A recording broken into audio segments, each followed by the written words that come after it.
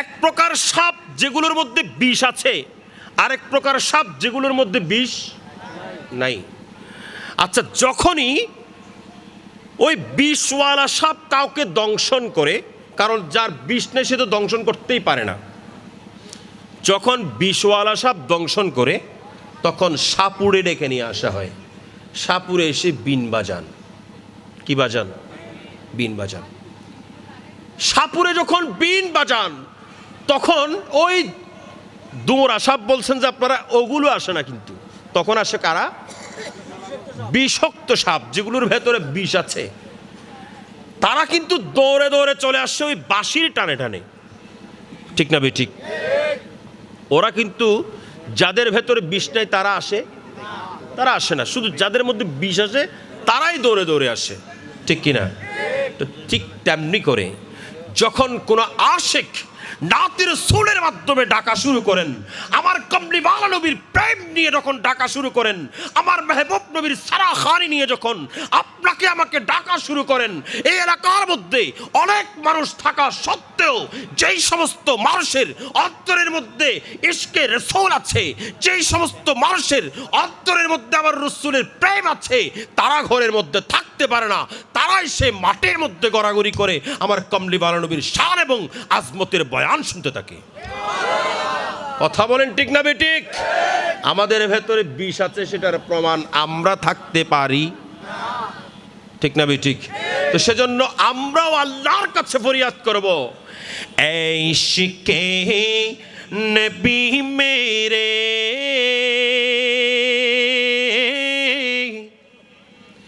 दिल में भी समा जाना,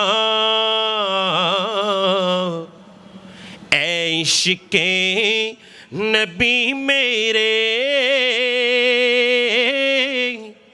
दिल में भी समा जाना, मुझको भी मोहम्मद का दीवाना बना जाना। আমরাও আল্লাহর দরবারে ফরিয়াদ করব, আয় আল্লাহ আমাদেরকেও সেই ইশকে রাসূল দান করো, সেই প্রেম দান করো যে প্রেমের মাধ্যমে সিদ্দিকে আকবর, উনি ছিলেন আবু বকর, তিনি হয়েছেন সিদ্দিকে আকবর। যে প্রেমের কারণে হযরত উমর ইবনুল খাত্তাব হয়েছেন ফারুকে আজম, যার শান এবং আজমত কামলিওয়ালা নবী নিজের জবান দিয়ে বর্ণনা করেছেন।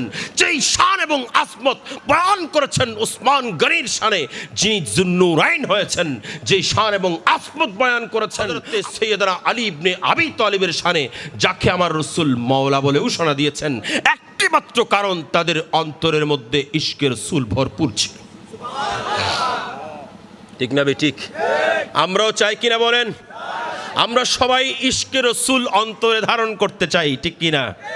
ইশকে রাসূল যে অন্তরের মধ্যে থাকবেন, এই অন্তর পাক পবিত্র মুবাররা থাকবেন, এই অন্তরের মধ্যে কালিমা পড়বে না, এই অন্তরের মধ্যে কোনো প্রকার জং ধরবে না, এই অন্তরের মধ্যে সদা সর্বদা আল্লাহ জাল্লে শানুহুর আরশ আপনার কলবের মধ্যে জায়গা পাবে। নামাজ আমরা পড়তে চাই কিনা বলেন? সর্বপ্রথম আমাদেরকে জানতে হবে, আমরা যে নামাজটা পড়ছি, নামাজটা পড়া আমাদের জন্য ফরজ, ঠিক কিনা? যত নেক আমল আছে, যত ভালো কাজ আছে, এগুলো আপনার তখন কাজ দিবে যখন আপনি আল্লাহর দরবারে সিজদায় পড়বেন, আপনি যখন নামাজ পড়বেন। আপনাদের আমাদের ছোট্ট ছোট্ট মাসুম বাচ্চারা এখানে আছেন, যে আয়াতে কারিমা তেলাওয়াত করেছি, হযরতে লোকমান হাকিম উনি ওনার সন্তানকে ডাক দিয়ে বলছেন, এ আমার সন্তান, আমি ইন্তিকাল করে যাব, আমি তোমাকে একটা নসিহত করে যাই। এ আমার সন্তান, জেনে রাখো, আমি তোমাকে সর্বপ্রথম এমন এক নসিহত করব যেটা তোমার জীবনকে সাজিয়ে দেবে, যেটা তোমার জীবনের মুসিবতকে হল করে দেবে, যেটা তোমার জীবনের মধ্যে সমস্ত বালা মুসিবত দূর করে দেবে, তোমার রিজিকের মধ্যে কমতি আসতে দেবে না। তোমার জীবনকে সাজাতে যেই জিনিস তোমার দরকার হবে সেটার নাম হলো আকিমিস সালাত, তুমি নামাজ আদায় করো। তোমার নামাজ তোমাকে তোমার জীবন সাজাতে সাহায্য করবে। কথা বলেন ঠিক না বেঠিক?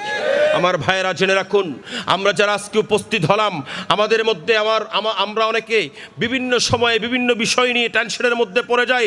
আমরা অনেক সময় খুব টেনশন, মাথার মধ্যে খুবই চিন্তা, বিভিন্ন চিন্তা নিয়ে আমরা ব্যস্ত হয়ে যাই। আমার মাথার মধ্যে অনেক টেনশন, আমি কাজ করছে না মাথা, কি করব না করব। আমার এমনকি আমার অনেক ভাইয়েরা আসেন যারা ডিপ্রেশনের মধ্যে চলে যান, যারা সুসাইড করার জন্য চিন্তা ভাবনা করা শুরু করে দেন। আমার ভাইয়েরা জেনে রাখুন, যখন আপনার মধ্যে পেরেশানি এসে ঘা করবেন, যখন আপনার মধ্যে পেরেশানি এসে আসর করবেন, যখন আপনার ভেতরে পেরেশানি টেনশন এসে আপনাকে যখন বারবার আক্রমণ করতে শুরু করবেন, আমার ভাইয়েরা আমাকে অবশ্যই ডাক্তারের কাছে যেতে হবে। কিন্তু ডাক্তার যে ওষুধগুলো দেবেন, ডাক্তার যে মেডিসিনগুলো দেবেন, এই মেডিসিনগুলো খাওয়ার পরে, বিশেষ করে ডাক্তার যখন আপনার টেনশন বেশি হয়, ডিপ্রেশন বেশি হয়, তখন আপনাকে ঘুমের ট্যাবলেট দেয়। এই ঘুমের ট্যাবলেটগুলো যখন আপনি খাবেন, এই ট্যাবলেটের কারণে দেখবেন আস্তে আস্তে আপনি আরো দুর্বল হয়ে যাচ্ছেন, আপনার শরীর দুর্বল হয়ে যাবে। কথা বলেন ঠিক না ঠিক? ওষুধ যখন বেশি দিন খাবেন, যখন ঘুমের ওষুধ বারবার খাবেন, তখন আপনার ঘুমের ওষুধ ছাড়া ঘুম হবে না। এই ঘুমের ওষুধ আস্তে আস্তে আপনার শরীরকে নিস্তেজ করে দেবেন। আস্তে আস্তে সাইড এফেক্ট হতে আপনার কিডনিতে সমস্যা করবেন, আপনার লিভারে সমস্যা করবেন, আপনাকে বিভিন্ন রোগের ঝুঁকির মধ্যে ফেলে দিবেন। কিন্তু আমার ভাইয়েরা, আমার কমলিওয়ালা নবী হুজুর পুর নূর আকায়ে দু জাহা তবিবে কোন মকা হুজুর পুর নূর সাহেবে ইয়ৌমিন নুশুর সাল্লাল্লাহু আলাইহি ওয়া আলিহি ওয়াসাল্লাম এলান করতে লাগলেন, এ আমার উম্মত যারা তোমরা যখন টেনশনের মধ্যে পড়ে যাও, তোমরা যখন বিভিন্ন টেনশন তোমাকে এসে আক্রমণ করে ডিপ্রেশনের মধ্যে পড়ে যাও, এ আমার উম্মত তোমাকে আমি একটা মেডিসিন দিচ্ছি। এই মেডিসিনের নাম হলো ইজা হাজাবাহু আমরান ফাজা ইলা সালাত। যখন তুমি টেনশনের মধ্যে আক্রমণ হয়ে গেছো, টেনশনের মধ্যে পড়ে গেছো, তুমি এদিক সেদিক নয়, তুমি আল্লাহর দরবারে তোমার সরকে নবু করে দাও, আল্লাহর দরবারে তুমি সিজদার মধ্যে পড়ে যাও। আল্লাহর দরবারে তুমি যখন দাঁড়িয়ে যাবে, সিজদায় পড়বে, রুকু করবে, তোমার এই সিজদা, তোমার এই রুকু, তোমার এই আল্লাহর দরবারে চাহনি তোমাকে সমস্ত পেরেশানি থেকে মুক্ত করে দিয়ে আল্লাহ তোমাকে একজন নেককার বান্দার দফতরের মধ্যে নাম লিখিয়ে দেবেন। আর বড় করে বলেন, টেনশন আছে বলেই মানুষ পার্কি সমুদ্র সৈকতের মধ্যে গিয়ে সময় কাটায়। দূর দূরান্ত থেকে মানুষ আছে এই পার্কির মধ্যে সময় কাটায়, একমাত্র কারণ মানুষের মেমোরিতে টেনশন আছে, মানুষের চিন্তাধারায় টেনশন এসে ঘা করেছেন, টেনশন এসে ঘর করেছেন। কথা বলেন ঠিক না বেঠিক? কিন্তু যখন আপনি নামাজের মধ্যে দাঁড়িয়ে যাবেন, আমার কমলিওয়ালা নবী বলছেন আপনার এই সমস্ত টেনশন দূর করে দেবেন, এই সমস্ত পেরেশানি দূর করে দেবেন। এই সমস্ত পেরেশানি টেনশন এগুলো দূর করার মালিক তিনি, যিনি আপনাকে সৃষ্টি করেছেন, যিনি আপনাকে রিজিক দিয়েছেন, যিনি আপনার সমস্ত কিছু পরিচালনা করছেন, যিনি আপনার প্রত্যেকটা কদম বা কদম এগুলো পর্যবেক্ষণ করছেন, সেই রব্বুল আলামিন আহকামুল হাকিমিন আপনার সমস্ত টেনশন দূর করে দিয়ে আপনাকে টেনশন মুক্ত জীবন যাপন করার জন্য আল্লাহ ব্যবস্থা করে দেবেন। আর একটু বড় করে বলেন ঠিক না ঠিক? শুধু টেনশন দূর হবে তা নয়, আমাদের ঘরের মধ্যে রিজিকের কমতি। এমন কোন মানুষ নাই যার ঘরের মধ্যে রিজিকে কমতি নেই, ঠিক না ঠিক? বেশিরভাগ মানুষ দেখবেন ঘরের মধ্যে নুন আনতে পান্তা পোড়াচ্ছে, রিজিকের মধ্যে কমতি হয়ে যায়, পারিবারিকভাবে বিভিন্নভাবে চিন্তায় পড়ে যায়। আমার ঘরের মধ্যে রিজিকের কমতি, আমার পরিবারের মধ্যে রিজিকের কমতি, আমার ঘরের মধ্যে অভাব। আমার ভাইয়েরা জেনে রাখুন, যেই ঘরের মধ্যে অভাব থাকবেন, যেই ঘরের মধ্যে নুন আনতে পান্তা পোড়াবেন, আপনি বিভিন্ন বড় বড় ধনীর দরবারে গেলে কোনো লাভ হবে না। আজকে দেবেন, কালকে দেবে না, কালকে দিলে পরশু দিবে না। কিন্তু যখন আপনি কোনোভাবে যদি তার ব্যতিক্রম করেন, দেখিয়ে দেবে আপনাকে তো আমি সারা জীবন খাওয়াইছি। কথা বলেন ঠিক কিনা? অথচ দিয়েছেন একদিন দুই দিন, সারা জীবনের খোঁটা শুরু হয়ে যাবেন। আমার ভাইয়েরা, চাইতে হবে তো চাইতে হবে, তার কাছে চাইতে হবে যিনি দেরেওয়ালা, তার চাইতে হবে তো চাইতে হবে, তার কাছে চাইতে হবে যিনি দেওয়ার পরে একবারও প্রশ্ন করে না, বান্দা তোকে তো দিয়েছিলাম, তারপরেও যিনি ডাক দেন, এ আমার বান্দা লা তাকনাতু বির রাহমাতিল্লাহ, আমি আল্লাহর রহমত থেকে তুমি নিরাশ হয়ো না, আমি আল্লাহর কাছে আসো, আমি আল্লাহ তোমাকে দিতে থাকবো। সুবহানাল্লাহ। কথা বলেন ঠিক না ঠিক? চাইতে হবে তো চাইতে হবে, আল্লাহর কাছে চাইতে হবে। আমার ভাইয়েরা জেনে রাখুন, ওই আল্লাহর কাছে যদি আপনি চাইতে পারেন, নিশ্চয়ই নিশ্চয়ই আল্লাহ আপনার অভাব দূরীভূত করে দেবেন, আপনার রিজিক বাড়িয়ে দেবেন। সেজন্য আমার কামলিওয়ালা নবী হুজুর পুরনূর বলছেন, আসসালাতু বারাকাতু ফির রিজকে।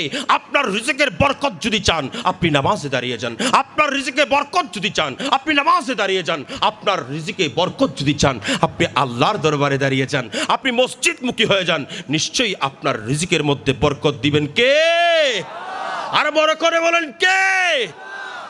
কথা বলেন ঠিক কিনা? যদি আল্লাহ দেয় এখানে কোনো অভাব থাকবে? বলেন না, আল্লাহ দিলে অভাব থাকবে? আল্লাহ দিলে সমস্ত অভাব দূরীভূত হয়ে যাবে। আমার ভাইয়েরা জেনে রাখবেন, মহান রব্বুল আলামিন আহকামুল হাকিমিন পরওয়ারদিগার বান্দার জন্য সব কিছু খুলে রেখেছেন, বান্দার জন্য সব কিছু ছিটিয়ে রেখেছেন, শুধু বান্দাকে চাইতে জানতে হবে। কথা বলেন ঠিক কিনা? নামাজ পড়েন নেই, নামাজ বাদ দিয়েছেন, আপনি নামাজ বাদ দিয়ে যতই ইবাদত করেন কোনো কাজে আসবে না যতক্ষণ আপনি আল্লাহর দরবারে সিজদায় পড়বেন, ঠিক কিনা?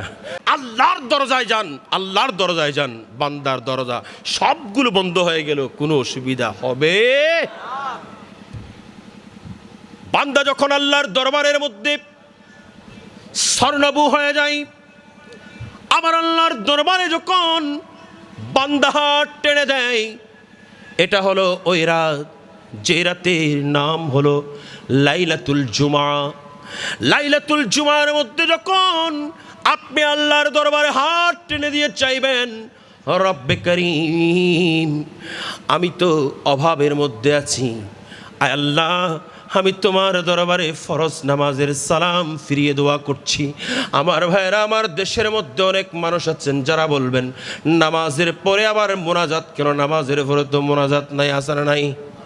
কথা বলেন আছে না নাই? এমন অনেক ভাগ্যবান বলবেন তোমরা নামাজের পরে মোনাজাত কেন করো? মোনাজাত বেদাত। আমার ভাইয়েরা, আমি বলবো আমরা তো আল্লাহর দরবারে চাই, আমরা তো সেই রবের কাছে চাই যে রব আমাকে দেবেন, আমরা তো সেই রবের কাছে চাই যে রব দিতে পারেন, আমরা সেই রবের কাছে হাত পাতি যে রবের কাছে কোনো কিছুর কমতি নাই। কথা বলেন ঠিক কিনা? আমরা আল্লাহর দরবারে হাত পেতে যখন আমরা আপনারা চাইব, ফরজ নামাজের সালাম ফিরিয়ে যখন আল্লাহর দরবারে চাইব, আল্লাহ আমি তো চাইতে জানি না, আল্লাহ আল্লাহুম্মা লা মানিআ লিমা আতাইতা ওয়ালা মুতি লিমা মানাতা ওয়ালা ইয়ানফাউ যাল জাদ্দি বিল কালজাত। আমার কমলিওয়ালা নবী আমাদেরকে শিখিয়ে দিলেন তোমরা আল্লাহর দরবারে দোয়া করো, আয় আল্লাহ ওগো পরওয়ারদিগার আমরা যা কিছু চাইতে জানলাম আল্লাহ তুমি তাও দান করো, আল্লাহ যেগুলো চাইতে জানি নাই তাও দান করো, কারণ তুমি আল্লাহর এলমের মধ্যে আছে আমাদের কি দরকার, আমাদের কি সমস্যা, সব কিছু তুমি আল্লাহ জানো। তুমি আল্লাহ আমাদেরকে দান করো, তুমি আল্লাহর অঢেল রহমত থেকে এক কতরা রহমত দিয়ে আল্লাহ তুমি আমাদের জীবনকে রাঙিয়ে দাও। তাহলে আল্লাহর কাছে চাইতে জানলে কি অভাব হবে? বলেন না, অভাব হবে? দুনিয়ার যার কাছে চান অভাব হবে, কিন্তু আল্লাহর কাছে চাইলে আর অভাব, বলেন না, অভাব হবে, সমস্ত অভাব দূরীভূত হয়ে যাবে। আমার ভাইয়েরা, আমরা যারা এখানে এসেছি, যেখানে যাই মনে হয় শত্রু আমাকে ঘিরে রেখেছে, যেখানে যাই শত্রু ঘিরে রেখেছে বলে মনে হয়। কথা বলেন ঠিক কিনা? শত্রু নাই এমন কোনো মানুষ আছে? এমন কোনো মানুষ আছে? ভালো মানুষের শত্রু আরো বেশি হয়। আমার ভাইয়েরা, যখন আপনি শত্রু 4-5 থেকে আপনাকে ঘিরে ধরেছেন, আপনি যখন শত্রুর কারণে আপনার জীবন অতিষ্ঠ হয়ে যাচ্ছে, আপনি তখন কোথায় যাবেন রে ভাই? আপনি তখন যারা তাবিজ দেয় তাদের কাছে নয়, আপনি যারা বৌদ্ধগিরি করে তাদের কাছে নয়, আপনি কোনো সাধকের কাছে নয়, আপনি কোনো জাদুগিরের কাছে নয়, আপনি কোনো তাবিজগিরের কাছে নয়, বরং আপনি আমার কমলিওয়ালা নবীর হাদিসকে অনুসরণ করেন। আমার রাসূল আপনার জন্য আমার জন্য জানিয়ে দিলেন, আসসালাতু সিলাহুল আলাল আদাই ওয়াশ শায়াতিন, নামাজ হলো ওই জান্ডা। নামাজের কারণে কোনো শত্রু আপনার কাছে আসতে পারবে না, নামাজের কারণে কোনো প্রকার শয়তান আপনার কাছে আসতে পারবে না। নামাজ আপনাকে প্রোটেকশন করবেন, নামাজ আপনাকে রক্ষা করবেন। আপনার উপরে যে স্পেশাল প্রোটেকশন ড্রেস যেটা, এটা কোনো বৈদ্যুতিক মিস্ত্রি দিতে পারবে না, কোনো বৈজ্ঞানিক দিতে পারবে না। আপনার শত্রু থেকে বাঁচার জন্য আপনাকে যে প্রোটেকশন গ্লাস দিয়েছেন, প্রোটেকশন কভার দিয়েছেন, এই প্রোটেকশন কভারের নাম হলো সালাত, এই প্রোটেকশন কভারের নাম হলো নামাজ। দুনিয়াবি যত খায়ালাত যখন সব কিছু আপনি ত্যাগ করে আমার আল্লাহর দরবারে দাঁড়িয়ে গেছেন, আমার আল্লাহ ডাক দিবেন, এ ফেরেশতারা, এ আমার ফেরেশতারা, আমার এই বান্দা আমি আল্লাহর দরবারে অনেকক্ষণ ধরে দাঁড়িয়ে আছে, আমি আল্লাহর দরবারে আমার বান্দা নামাজের মধ্যে দাঁড়িয়ে গেছে।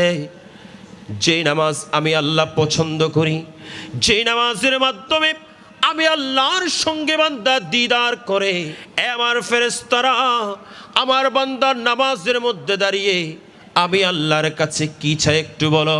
তখন ফেরেশতারা বলেন, আয় আল্লাহ, তোমার বান্দা তোমার কাছে জাহান্নাম থেকে পানা চায়। আমার আল্লাহ বলেন, এ ফেরেশতারা, তোমরা সাক্ষী থাকো, আমি আল্লাহ আমার এই বান্দার জীবনের গুনাহ মাফ করে তার জন্য জান্নাতকে বরাদ্দ করে দিলাম। এমন অনেক পীরও আছে যারা নামাজ কালামের ধারে বড়গরি হন। এগুলো আমি হাকিকত বলছি, হাকিকত। এমন অনেক পীর আছেন যারা নামাজ পড়ে না। আপনি আগে দেখবেন, আপনি যাকে ফিদ ধরতেছেন সে নামাজ পড়েনি। নামাজ যদি না পড়ে আপনি তাকে ফিদ ধরার কোনো দরকার বাজি আছে না? যে পীর নামাজ পড়ে না আপনি জেনে নেবেন সে গোমরা। সে নিজে যদি গোমরা হয় আপনাকে কোত্থেকে পথ দেখাবে রে ভাই? কথা বলেন না, আপনাকে পথ দেখাতে পারবে? অনেক ফিরে আসেন যে ওদের আত্মে নামাজ সালাম পরম বুঝতো মুরিদুর ওখানে তুই তো কিছু করো, তুই শুধু 8 টাকা বইতে হবে দিয়ে আর সৌদি বই থাক। আছে না নাই? আছে না নাই? অনেক শালো বাবা কালো বাবা আছে না নাই? খবরদার, হুঁশিয়ার, সাবধান। আপনি রাহবার ধরবেন, তাকে ধরবেন আল্লাহর শরীয়তকে এতাত করেছেন যিনি, যিনি আল্লাহর শরীয়তের বাইরে একটা কদমও দেয় নাই। যেমন ইমামে আহলে সুন্নাত, রাহনুমায়ে শরীয়ত, আলমবরদারে আহলে সুন্নাত হুজুর কিবলা আল্লামা হাশিমি, ওনাকে যখন আপনারা এখানকার মানুষ অনেকে দেখেছেন, ইমাম হাশিমিকে নিশ্চয়ই দেখেছেন। ইমামে আহলে সুন্নাত হুজুর কিবলায়ে আলম, উনি যখন স্টেজের মধ্যে জলওয়া আফরোজ হতেন, ওনার চেহারা থেকে এমন নূর বের হতেন যে নূরের কারণে পুরো স্টেজ আলোকিত হয়ে যেত। কারো চেহারা দেখা যেত না, শুধু ইমাম হাশিমির চেহারা থেকে জুতি বের হওয়া শুরু করত। কেন রে ভাই? কেন কেন কেন? কারণ আবার আল্লাহ বলছেন ওই সমস্ত মানুষ, এগুলো সাহাবায়ে কেরামের বৈশিষ্ট্য। সিমাহুম ফি ফুজুহিহিম মিল আসারিস সুজুদ।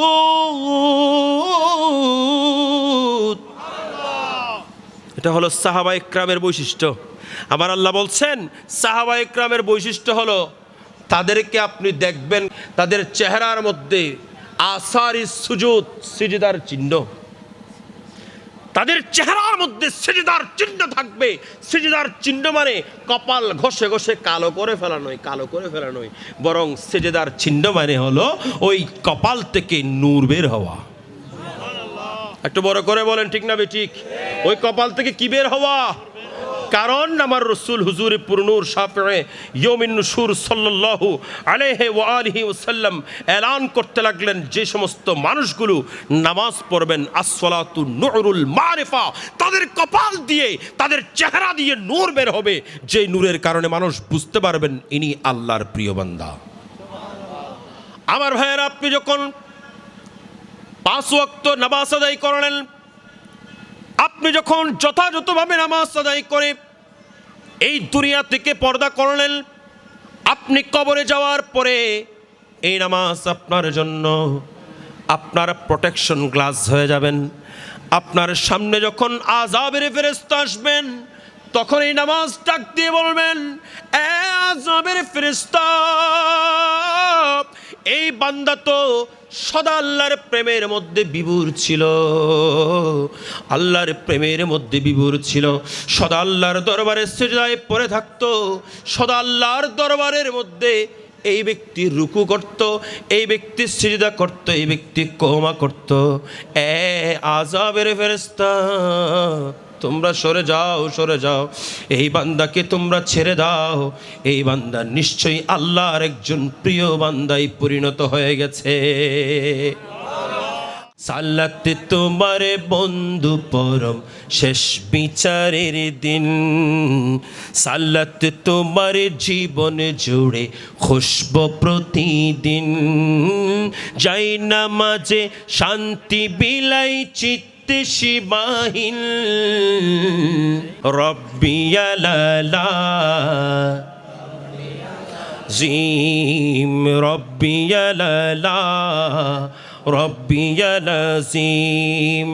সালাত তোমার বন্ধু পরম শেষ বিচারের দিন, সালাত তোমার জীবন জুড়ে খুশব প্রতিদিন, যাই নামাজে শান্তি বিলাই চিত্তে শিবাহীন, রব্বিয়াল আলা রব্বিয়াল আযীম, রব্বিয়াল আলা রব্বিয়া।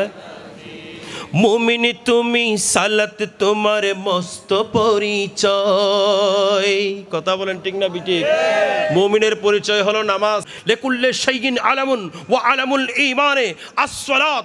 নামাজ যখন একজন ঈমানদার পড়তে থাকবেন, আমি রাসূল ঘোষণা দিলাম এই ঈমানদারের পরিচয় হবে নামাজ। এই ঈমানদারের পরিচয় শুধুমাত্র দাড়ি রাখা নয়, এই ঈমানদারের পরিচয় শুধুমাত্র জুব্বা পরা নয়, এই ঈমানদারের পরিচয় শুধুমাত্র মাহফিলে যাওয়া নয়, এই ঈমানদারের পরিচয় আল্লাহর ওলির দরবারে পড়ে থাকা নয়, বরং এই ঈমানদারের পরিচয় হলো তার নামাজ। কথা বলেন ঠিক কিনা? নামাজ পড়তে হবে। এমনে এমনে দরবারে পড়ে থাকলে কোনো লাভ? কথা বলেন লাভ হবে? আমরা গৌসুল আজম মাইজভান্ডারীকে চিনি, ঠিক না ঠিক? কিন্তু অনেকে মনে করি ইনি একটা পীর ফকির, ইনি একজন পীর ফকির মনে করি। আসলে আসলে নয় নয় নয় নয়। গৌসুল আজম মাইজভান্ডারী ইনি যখন লেখাপড়া করছিলেন, লেখাপড়া অবস্থায় ওসিয়ে গৌসুল আজম হযরত শাহ সুফি দিলাওয়ার হোসেন আল মাইজভান্ডারী উনি ওনার বইয়ের মধ্যে লিখেছেন, যেখানে উনি গৌসুল আজম মাইজভান্ডারীর জীবনী লিখেছেন, ওখানে উনি লিখতেছেন গৌসুল আজম মাইজভান্ডারী কেমন ছিলেন। গৌসুল আজম মাইজভান্ডারী শুধু 5 ওয়াক্ত নামাজ পড়তেন তা নয়, বরং গৌসুল আজম মাইজভান্ডারী ইনি তাহাজ্জুদের নামাজ পর্যন্ত কখনো কাজা করতেন। তাহলে আপনি কেন কাজা করবেন? আপনি ওনার ভক্ত না, আপনি ওনার অনুরক্ত না। আপনার কারণে গৌসে মাইজভান্ডারীর বদনাম হয়, ঠিক না ঠিক? অনেকে গৌসে মাইজভান্ডারীর বিরুদ্ধে কথা বলে আপনার কারণে, আপনার কারণে গৌসে মাইজভান্ডারীর বদনাম হচ্ছে, আপনার কারণে হযরত বাবাজান কিবলা গোলাবুর রহমান মাইজভান্ডারীর বদনাম হচ্ছে, আপনার কারণে ওসিয়ে গৌসুল আজমের বদনাম হচ্ছে, আপনার কারণে শাইন শাহ বাবার বদনাম হচ্ছে, শুধু আপনার কারণে। কথা বলেন ঠিক না ঠিক? আমাদেরকে সেখান থেকে বেরিয়ে আসতে হবে রে ভাই। আমরা যদি সেখান থেকে বেরিয়ে আসতে না পারি, আপনি যতই বলেন এ আমার গৌসে মাইজভান্ডারী, আমি আপনার দরবারে আসছি, আমি আপনার ভক্ত, আমি আপনার অনুরক্ত, আমি আপনার কাছে চাই আপনি একটু আমাকে আল্লাহ পর্যন্ত পৌঁছায় দেন, আপনি একটু রসুল পর্যন্ত পৌঁছায় দেন, মদিনার গোলামি আমাকে দেন। আমার ভাইয়েরা, আমি আপনাকে হলফ করে বলতে পারি, আমি আপনাকে হলফ করে বলতে পারবো আপনার সেই স্বপ্ন কখনো পূরণ হবে না। কারণ গৌসুল আজম মাইজভান্ডারী বলবেন, আমি যে আদর্শের উপর ছিলাম তুমিও সেই আদর্শের মধ্যে আসো, আমি যে আদর্শের উপর ছিলাম তুমিও সেই আদর্শের মধ্যে আছো, আমি যেমন নামাজ পড়েছি তুমিও নামাজ পড়ো, আমি যেমন তাহাজ্জুদ পড়েছি তুমিও তাহাজ্জুদ পড়ো, আমি যেমন আল্লাহ আল্লাহ জিকির করেছি তুমিও জিকির করো, নিশ্চয়ই আমি গৌসে মাইজভান্ডারী তোমাকে নিয়ে আমার আল্লাহর দরবারে পৌঁছাইয়ে দেব। কথা বলেন ঠিক না ঠিক? যখন আপনি এগুলো করবেন, তখন যদি আপনি বলেন মদিনার গোলামি আমাই দে, ও হযরত কেবলা মদিনার গোলামি আমাই দে মদিনার গোলামি আমাই দে ও বাবাজান কেবলা মদিনার গোলামি মদিনার গোলামি আমাই দে ও মোহসেন বাবা মদিনার গোলামি স্বর্ণ চাঁদি রূপা চাই না চরণ দুলি এই কামনা স্বর্ণ চাঁদি রূপা চাই না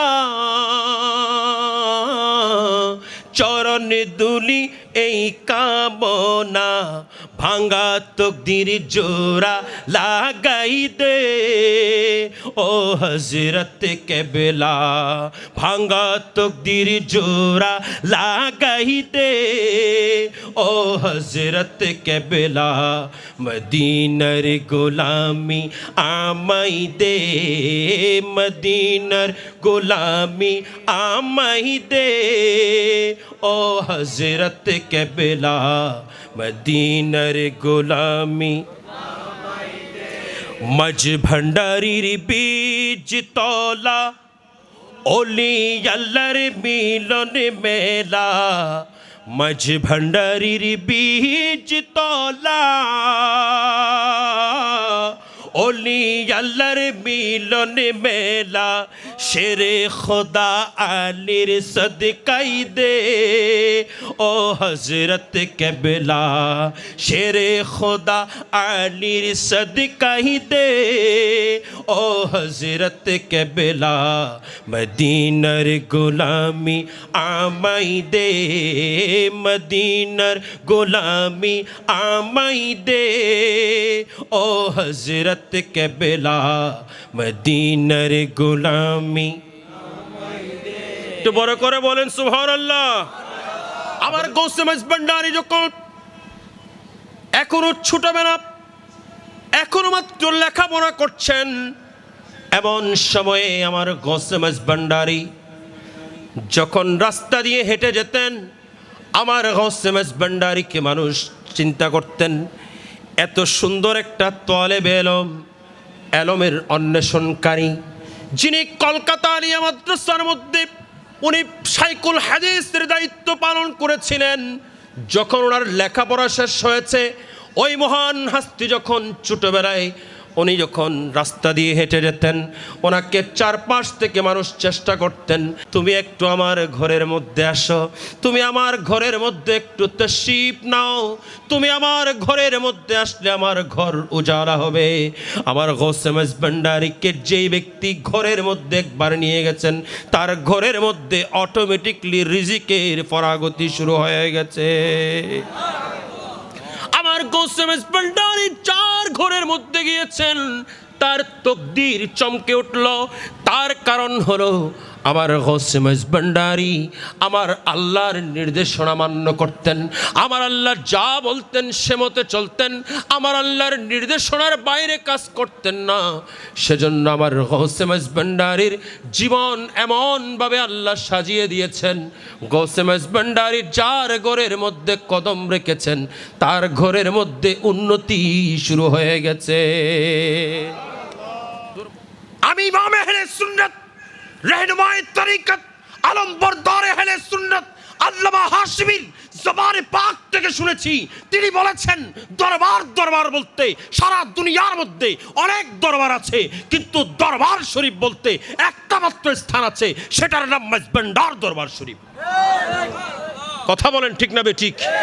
ইমাম আহলে সুন্নাত এটাতে এমন এক মহান জাত আপনাদের আনোয়ারের গৌরব আল্লামা আহমদ হাসান রহমতুল্লাহ আলাইহি উনি এলান করে গেছেন আমার ছাত্র আল্লামা হাশিমি সে এমন এক ব্যক্তি আমি কিয়ামতের ময়দানে আল্লাহর সামনে আর কিছু দেখাবো না। আমি অনেক মাদ্রাসা করেছি, আমি অনেক প্রতিষ্ঠান করেছি, অনেক আলেম বানিয়েছি, অনেক লেখাপড়া করিয়েছি, আমি অনেক মাদ্রাসার মধ্যে অনেক দিন অধ্যয়ন দিয়েছি, এগুলো আমি আল্লাহর কাছে দেখাবো না। আমি আল্লাহর কাছে যদি দেখাতে হয় আমি আমার ছাত্র এই ইমাম হাশিমিকে দেখাবো। বলেন সুবহানাল্লাহ। সেই ইমাম হাশিমি বলছেন দরবার শরীফ বললে মেজবান্ডার দরবারকে চিনা হয়।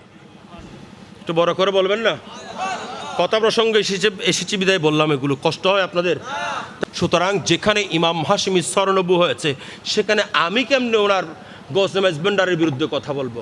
আমার কি সালাহিয়ত আছে, আমার কি যোগ্যতা আছে আমি গৌসে মেজবান্ডারের বিরুদ্ধে কথা বলবো? কথা বলেন ঠিক কিনা? সেজন্য ওনারা যেমন চলেছেন, ওনারা যেমন মেনেছেন, আমাদেরকেও মানতে হবে। ঠিক না? ঠিক বলেন। যখন আমি আপনি সে ধরনের আকীদা অন্তরের মধ্যে নিয়ে যখন আল্লামা নূরির মতো ডাক দেব, কান্দায়ও না ও ভান্ডারি, কান্দায়ও না ও ভান্ডারি, বুকে নাওয়া মাই, কিছু চাই না শুধুমাত্র তোমায় আমি চাই, কিছু চাই না শুধুমাত্র, চাই না আমি ধনের পাহাড়, ভবের সরদারি, অমর গৌসে ভান্ডারি, অমর গৌসে ভান্ডারি, অমর। চাই না আমি ধনের পাহাড়, ববের সরদারি, অমর গৌসে ভান্ডারি, মঞ্চে শুধু বুকে রাখতাম, মঞ্চে শুধু বুকে রাখতাম জারিয়ে পড়াই, কিছু চাই না শুধুমাত্র তোমায় আমি চাই, কিছু চাই না শুধুমাত্র, তুমি যদি আমার হও দেব উপহার, দয়াল জীবনটাই আমার, দয়াল জীবনটাই আমার। কথা বলেন ঠিক কিনা? তুমি যদি আমার হও দেব উপহার, দয়াল জীবনটাই আমার, দয়াল জীবনটাই আমার। তুমি বললে চলে যাব, তুমি বলে চলে যাব, যেতাও নাও সে তাই, কিছু চাই না শুধুমাত্র, কিছু চাই না শুধুমাত্র, কান্দায়ও না ও ভান্ডারি, কান্দায়ও না ও ভান্ডারি, বুকে নাওয়া মাই, কিছু চাই না শুধুমাত্র। একটু বড় করে বলেন সুবহানাল্লাহ। আমার ভাইরা, এই যে যিনি লিখেছেন নাত, যিনি গজলটা লিখেছেন, সুন্নিয়তের মহান দিকপাল, যৌতুক বিরোধী আন্দোলনের মহান রূপকার আল্লামা আবুল কাসেম নূরি হুজুর কেবলা, কিছুদিন আগে আপনারা দেখেছেন অ্যাক্সিডেন্ট হয়েছেন। এমনভাবে অ্যাক্সিডেন্ট হয়েছেন, গাড়ি একেবারে বাঁকা হয়ে গেছে, কিন্তু হুজুরের শরীরের মধ্যে এক ফোঁটাও কোনো আঘাত, কথা বলেন আঘাত, আপনারা লাইভে দেখেছেন, কোনো আঘাত। কেন রে ভাই, কেন কেন? গাড়ির অবস্থা হয়েছেন, ভেতরে কোনো আঘাত হলো না, কেন? কারণ কি? কারণ হলো হুজুর কেবলা উনি বলেন আমি তো রসুলের প্রেমিক, আমি তো রসুলকে অনুসরণ করি। রসুল বলেছেন ঘর থেকে বের হওয়ার পর সময় দোয়া পড়ো, দোয়া পড়লে তুমি ঘরে ফিরা পর্যন্ত আমি রসুল তোমাকে ঘোষণা দিচ্ছি, ঘর থেকে তুমি বের হওয়ার সময় যদি দোয়া পড়ে বের হও, তুমি ঘরে পৌঁছা পর্যন্ত আল্লাহ তোমাকে নিরাপত্তা দান করবেন, আল্লাহর স্পেশাল হেফাজতের ফেরেশতা তোমাকে হেফাজত করবেন। সেজন্য আমি দোয়া পড়ে বের হয়েছিলাম, যার কারণে আমারও কিছু হয় নাই, আমার সঙ্গে যারা আছেন তাদেরও কিছু হয় নাই, যা হওয়ার গাড়ির উপর হয়েছে। কথা বলেন ঠিক কিনা? এগুলো এগুলো আপনি আপনি এমনি বুঝবেন না, একটু চিন্তা করলে বুঝবেন। আমরা প্রত্যেকটা মানুষ হয়তো বসে সময় কাটাই, নাইলে শুয়ে সময় কাটাই, নয়তো দাঁড়িয়ে সময় কাটাই, ঠিক না? মানুষের তিনটি অবস্থা থাকে, হয়তো সে দাঁড়িয়ে থাকে, নয়তো সে বসে থাকে, নয়তো সে বলেন না রে ভাই শুয়ে থাকে। তিনটি বিষয়, হয়তো দাঁড়াবেন, নয়তো বসবেন, নয়তো শুবেন। তিনটি বিষয়ের মধ্যে মানুষ সবসময় থাকে। কিন্তু আমাদের প্রত্যেকের এখানে একটা হৃৎপিণ্ড আছে বাম পাশে, যে হৃৎপিণ্ডের কাজ হলো আমার শরীরের মধ্যে যে রক্তগুলো আছে সমস্ত রক্তগুলোকে একবার চুষে নেয়া আবার ছেড়ে দেয়া, একবার চুষে নেয়া আবার ছেড়ে দেয়া, এটা হলো আমাদের শরীরের যে রক্তপিণ্ড আছে, হৃৎপিণ্ড আছে, এই হৃৎপিণ্ডের কাজ। একজন মানুষ কখনো শুয়ে কখনো বসে, কখনো দাঁড়িয়ে সময় কাটাই। কিন্তু আমাদের শরীরের মধ্যে যে হৃৎপিণ্ড আছে এটা মাঝখানে, মাঝামাঝি। যখন মানুষ শুয়ে যায় তখনও কিন্তু এই হৃৎপিণ্ড কাজ করে। কাজ করলেও তখনও কিন্তু যেহেতু মানুষ সমান্তরালভাবে শুয়ে আছেন, সোজা হয়ে শুয়ে আছেন, তখন প্রেশারটা কমে যায়, যার কারণে এদিকেও যায় এদিকেও যায়, কিন্তু কম প্রেশারে। যখন আপনি বসেছেন তখনও কিন্তু গেছে, কিন্তু কম প্রেশার, এটার স্পিড কম। আপনি যখন দাঁড়িয়ে আছেন তখনও গেছে, কিন্তু স্পিড কম। কিন্তু বিজ্ঞানীরা বলছেন যখন কোনো মানুষ সিজদার মধ্যে যায়, এখন শরীরটা উপরের দিকে আর মাথা কোন দিকে? মানুষ ন বোঝার হতাক্ষর হন না ভাই। শরীরটা উপরে, মাথা নিচে। শরীর যখন উপরে, হৃৎপিণ্ড উপরে, মাথা তখন নিচে। মাথা যখন নিচে চলে গেছে, আপনার হৃৎপিণ্ডের স্পিডটা তখন অটোমেটিকলি বেড়ে গেছে, কারণ এগুলোর পানি তরল জাতীয় জিনিসের গতি হচ্ছে নিচের দিকে, ঠিক না ঠিক? তরল জাতীয় জিনিসের গতি নিচের দিকে। এখন আপনি যখন সিজদা দিলেন তখন আপনার হৃৎপিণ্ডের এই কাজগুলো যখন, রক্ত যখন এটাকে পাম্প করা শুরু করেছে, আপনার রক্তগুলো আপনার ব্রেন পর্যন্ত পৌঁছে যাওয়ার ব্যবস্থা হয়ে গেছে। বড় করে বলুন সুবহানাল্লাহ। আরো বড় করে বলেন। পৌঁছে গেল কিনা? মাথার ব্রেন পর্যন্ত পৌঁছানো, যার কারণে মানুষের ব্রেন শার্প হয়, যার কারণে মানুষের চেহারার মধ্যে উজ্জ্বলতা বাড়ে। এই শরীরের মধ্যে আপনি আমি দেখতে পাচ্ছি একটা চামড়া মাত্র, আমাদের চেহারার মধ্যে একটা চামড়া আছে মাত্র, নয় এই চামড়ার মধ্যে অনেক শিরা, উপশিরা আসে, যেগুলোর মধ্যে যখন ওই রক্তগুলো প্রবাহিত হবে, যেগুলোর মধ্যে যখন ওই রক্তগুলো পৌঁছে যাবে, মানুষের চেহারা সুন্দর হতে শুরু করবেন, মানুষের চেহারার উজ্জ্বলতা বাড়তে থাকবেন।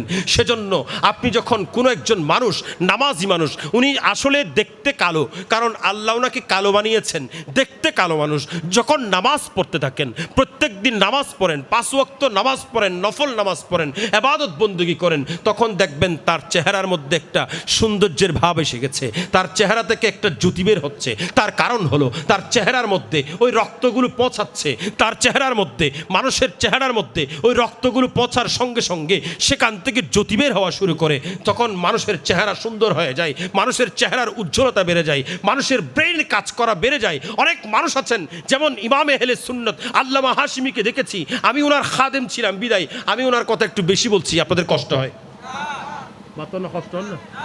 আচ্ছা, ইমামে আহলে সুন্নাত, রাহনুমায়ে শরীয়ত, আলম বরদারে আহলে সুন্নাত হুজুর কিবলা আল্লামা হাশিমি, ওনাকে যখন আপনারা এখানকার মানুষ অনেকে দেখেছেন, ইমাম হাশিমিকে নিশ্চয়ই দেখেছেন। ইমামে আহলে সুন্নাত হুজুর কিবলায়ে আলম, উনি যখন স্টেজের মধ্যে জলওয়া আফরোজ হতেন, ওনার চেহারা থেকে এমন নূর বের হতেন যে নূরের কারণে পুরো স্টেজ আলোকিত হয়ে যেত।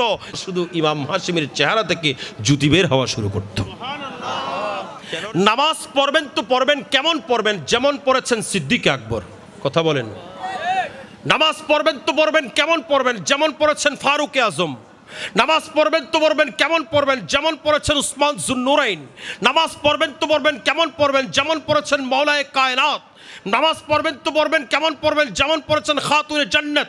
নামাজ পড়বেন তো পড়বেন কেমন পড়বেন? যেমন পড়েছেন মোহসেন আউলিয়া। নামাজ পড়বেন তো পড়বেন কেমন পড়বেন? যেমন পড়েছেন গৌসে মেজবান্ডারি।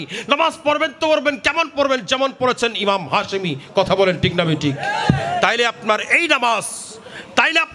নামাজ আপনার জন্য মেরাজ হয়ে যাবে। কথা বলেন ঠিক কিনা?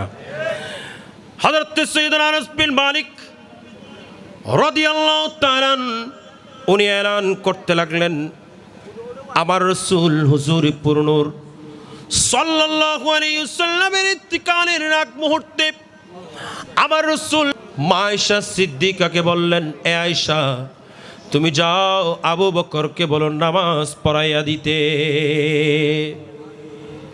হযরত সাইয়েদনা আবু বকর সিদ্দিক রাদিয়াল্লাহু তাআলা কে নির্দেশ দিলেন, উনি নামাজের মুসল্লায় দাঁড়ালেন, নামাজ পড়তেছেন। আমার আবু বকর সিদ্দিক যখন নামাজ পড়তেছিলেন, এমন মুহূর্তে আমার কমলিওয়ালা নবী হুজুর পুরনুর সাল্লাল্লাহু আলাইহি ওয়াসাল্লামের শরীর মুবারকের মধ্যে একটু স্বস্তি অনুভব হয়। আমার কমলিওয়ালা নবী বলেন, আমি রাসূলের পরে আমি যাকে আমার খলিফা নিযুক্ত করে যাব, খলিফাতুর রাসূল বানিয়ে যাব, ওই আবু বকর কেমন নামাজ পড়ে আমি রাসূল একটু দেখে আসি। আমার কমলিওয়ালা নবী আপন হুজরা মুবারক থেকে আসলেন। আপন হুজরা মুবারক থেকে এসে কাশাফান নবী সিত্রাল হুজরা, হুজরার পর্দাটাকে একটু সরালেন। ইয়ানজুরু ইলাইনা, আনাস বিন মালিক বলেন, আমাদের দিকে আমার রাসূল একটুখানি তাকালেন। আমার রাসূল যখন আমাদের দিকে তাকালেন, হযরত আনাস বিন মালিক রাদিয়াল্লাহু তাআলা আনহু বলেন, ওয়া হুয়া কায়েমুন, আমার রাসূল দাঁড়িয়ে আছেন। আমার ভাইরা এবার বলেন, হযরত আনাস বিন মালিক তিনি তো নামাজের মধ্যে ছিলেন, আমার রাসূলের সাহাবীরা নামাজের মধ্যে ছিলেন, কিন্তু আমার রাসূলের সাহাবীরা দেখতেছেন আমার রাসূল দাঁড়িয়ে আছে। এরপরে কাল্লা ওয়াজহু ওয়ারাকাতুল মাসহাফে, আমি দেখলাম আমার রাসূলের চেহারা এটা সাধারণ চেহারা নয়, আমার রাসূলের চেহারা এটা এমন এক চেহারা যেই চেহারায় পাক দেখে মনে হলো এটা একটা কোরআনে কারীমের পাতার মতো, কোরআনে কারীমের মাসহাফের মতো। আমার ভাইরা এবার বলেন, সাহাবীরা এখন কিন্তু রাসূলের দিকে, কথা বলেন ঠিক কিনা? সাহাবীল হুক্কে নামাতের হুক্কে, সাহাবীরা নামাজের মধ্যে কিন্তু রাসূলের দিকে চেহারা, নামাজ বাগি না হনওয়া এসা নামাতের বাগি না, তো যেগুলো হয় রাসূলের খেয়াল আলী গরু গাদার খেয়াল হইব, ই তো হত্ত বড় বলটু, কথা হন না, ই তো হত বড় বলটু। এগুলো আমি যে হাদিস আপনাকে শোনাচ্ছি এটা হলো সহিহ মুসলিম শরীফের কিতাবুস সালাত থেকে বলছি। মুসলিম শরীফ খুলেন, কিতাবুস সালাত খুলেন, আপনাদের ইমাম সাহেব খতিব সাহেবরা যারা আছেন ইনাদেরকে বলেন, ইনারা আপনাদেরকে দেখাবেন, নিশ্চয়ই দেখাবেন, এগুলো স্পষ্ট হাদিস। হযরত আনাস বিন মালিক বলেন, আমার রাসূল দাঁড়িয়ে আছেন, চেহারাটা যেন একটা কোরআনে কারীমের মুসহাফের মতো দেখলাম। আমি আমার রাসূলের চেহারার দিকে তাকালাম। সুম্মা তাবাসসামা রাসূলুল্লাহি সাল্লাল্লাহু আলাইহি ওয়াসাল্লাম দাহিকান, আমি দেখলাম আমার রাসূলের নূরানি চেহারা মুবারকের মধ্যে তাবাসসুম ফরমালে। তাবাসসুম মানে হাসি দিলেন, আমার রাসূল হাসি দিয়েছেন, সাহাবীরা সেটাও দেখতেছেন। আর আমার রাসূলের হাসি কেমন ছিল, আলা হযরত ইমাম আহমদ রেজা ফাসিল বিন নবী রাহমাতুল্লাহি আলাইহি বলেন, জিস তাবাসসুম নে গুলিস তাপে গিরাই বিজলি, জিস তাবাসসুম নে গুলিস তাপে গিরাই বিজলি। আমার আলা হযরত বলেন, এটা ওই তাবাসসুম, যে তাবাসসুমের কারণে গুলিস্তানের মধ্যে, বাগানের মধ্যে বিজলির চমক হয়। এমন চমক দিয়ে আমার রাসূল ওই হুজরার সামনে দাঁড়িয়ে আছেন। আমরা ভাবলাম আমার রাসূল আমাদের দিকে আসবেন, সেজন্য আমাদের সবার মনে আনন্দ শুরু হয়ে গেল, আমাদের সবার ভেতরে আনন্দ খেলছিল, আনন্দের ঢেউ উতলা দিচ্ছিল, কারণ আমরা বুঝতে পারলাম আমার রাসূল হয়তো আমাদের কাছে এসে যাবে। আর বড় করে বলেন, এগুলো সব নামাজের মধ্যে, সব নামাজের মধ্যে। ওয়ালা কাসাব আবু বকর রাদিয়াল্লাহু তাআলা আলা আকিবাইহি লিয়াসিল as-সাফফি, আর আবু বকর সিদ্দিক যিনি নামাজের মধ্যে কোথায়, কথা বলেন না, বড় করে বলেন। আচ্ছা ও আর হনে কেউ মন্ত্রী মিনিস্টার হনে কেউ এসছি আর রাশিক হিসাবে নামাজ পড়ার ফিরছে চলে যাবো না, বা আইবেন না, আরে নামাজ তাইব না, নামাতের নামাজ তাইব না, আশিক হিসাবে নামাজ পড়ার মিনিস্টার এসছি সরে যাব না, কিয়া নামাজ বাঁ যাবি হুই। আবু বকর সিদ্দিক উনি ওনার মুড়ের উপর ভর করে পেছনে আসতে লাগলেন। যখন পেছনে আসতে লাগলেন, ফা আশারা ইলাইনা রাসূলুল্লাহি সাল্লাল্লাহু আলাইহি ওয়াসাল্লাম বিয়াদিহি আন আতিম্মু সালাতাকুম। আমার কমলিওয়ালা নবী তখন আমাদের দিকে ইশারা করলেন, আপন হাত মুবারক দিয়ে ইশারা করে বললেন, হে আমার সাহাবীরা, তোমরা তোমাদের নামাজকে পূর্ণ করে নাও। আমার রসুল হাত দিয়ে ইশারা করে বলছেন তোমরা নামাজ পূর্ণ করে নাও। আমার রসুল বলে নাই, এ আমার সাহাবীরা তোমরা আমার খেয়াল করেছো, তোমরা আমার দিকে তাকিয়েছো, আমি রসুল কিভাবে হাসছি সেটা দেখেছো, আমি রসুল দাঁড়িয়ে আছি সেটা দেখেছো, আমি রসুলের জন্য পেছনে এসেছো। ওগো আবু বকর, তোমার এত এত দামি নামাজ শেষ হয়ে গেছে, এ আবু বকর তুমি তোমার নামাজ আবার শুরু করো, সেটা বলে নাই। আমার কমলিওয়ালা নবী বলছেন, এ আবু বকর তুমি তোমার মুসল্লিদেরকে নিয়ে নামাজকে পূর্ণ করে নাও, তোমার নামাজ ভেঙে যায় নাই, তুমি যেখানে ছিলে সেখান থেকে নামাজ আবার শুরু করে তুমি তোমার নামাজকে পূর্ণ করে নাও। কারণ আমি কমলিওয়ালা নবীর দিকে তাকালে কারো নামাজ ভাঙে। কথা বলেন ঠিক না ঠিক? কারো নামাজ ভাঙে। তাইলে এবার বলেন, আমার রসুল ওনার খেয়াল আসলে নামাজ কি ভেঙে যায়? বলেন না নামাজ ভেঙে যায়? নয়, বরং নামাজ পরিপূর্ণ হয়। নামাজ কি হয়? পরিপূর্ণ হয়। কারণ রসুলের স্মরণ যদি আপনার অন্তরে না থাকে তখন আপনার নামাজ পূর্ণতা পাবে। কারণ রসুল যেমন করে, আমার আল্লাহ বলছেন আকিমিস সলাত, নামাজ পড়ো, আকিমিস সলাত, নামাজ পড়ো, আকিমিস সলাত, নামাজ পড়ো। কিন্তু নামাজ কিভাবে পড়বো এটা বলে দেয় নাই। আল্লাহ তুমি তো নামাজ পড়তে বলেছো, নামাজ কিভাবে পড়বো সেটা তো বলে দাও নাই। আমার আল্লাহ বলেন তোমাদের জন্য প্র্যাকটিক্যাল নামাজ আমি আল্লাহ দুনিয়ার মধ্যে দান করেছি, তোমরা সেই প্র্যাকটিক্যাল নামাজের দিকে তাকিয়ে তাকিয়ে তোমরা তোমাদের নামাজকে পূর্ণ করে নাও। কথা বলেন ঠিক না ঠিক? সুতরাং আল্লাহ পাক জাল্লা শানুহু যেই রসুলে পাকের স্মরণ, আজকে ঈদে মিলাদুন্নবীর মাহফিলে বসলাম, আল্লাহ সেই রসুলের স্মরণে বসার তৌফিক দান করুক, সেই রসুলের একটা দয়ার নজর পাওয়ার তৌফিক দান করুক। সকলে বলেন চাই কিনা আমরা? কথা বলেন চাই কিনা? আর নামাজ যখন সঠিকভাবে পড়বেন তখন জেনে রাখবেন, একে রোজে মুমিনো তুমি মরনা জরুর হ্যায়। ঠিক না ঠিক? মরতে হবে তো। মারা যেত না? কেউ মারা যেত না? খবরত গিয়ে গুদি তার মারানো যায়, কইলে মারা গিয়ে দে এটা আবার সদুগুণ হবো দে না, ও খবরত গায়ে তো রসুলও মুড়ি মারিয়ে গিয়ে নাউজুবিল্লাহ।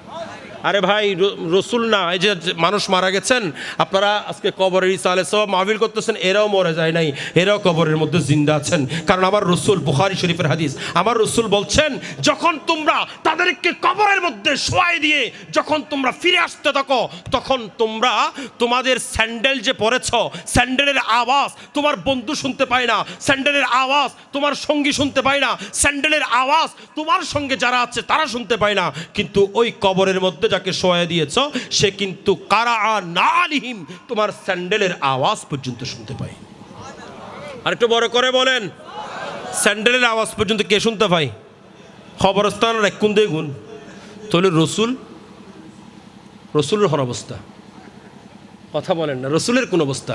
রসুলকে যারা মরে গেছেন, মাটির সঙ্গে মিশে গেছেন বলেন, আর জেনে রাখবেন এদের ভিতরে নামাজ পড়া যায়। নামাজ পড়লে নামাজ হইব না?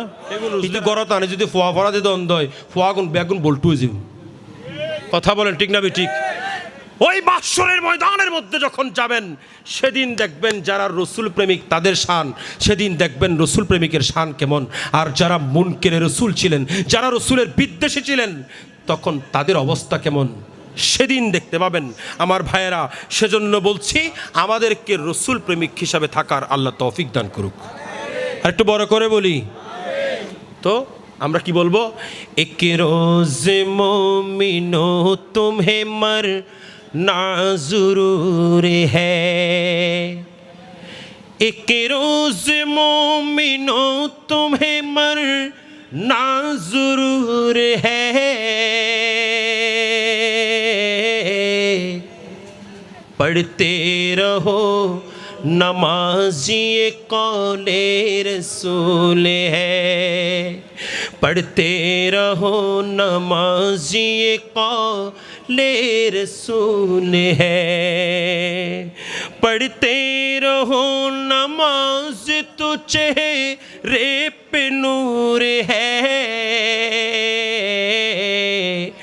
पढ़ते नहीं नमाज तो अपना कसूर है। एक रोज मोमिनो तुम्हें मरना जरूर है। আল্লাহ পাক জাল্লা শানুহু আমি যা বলেছি আপনারা যা শুনেছেন এগুলোর উপর আমল করার আমাদের সকলকে তৌফিক এবং শক্তি দান করুন।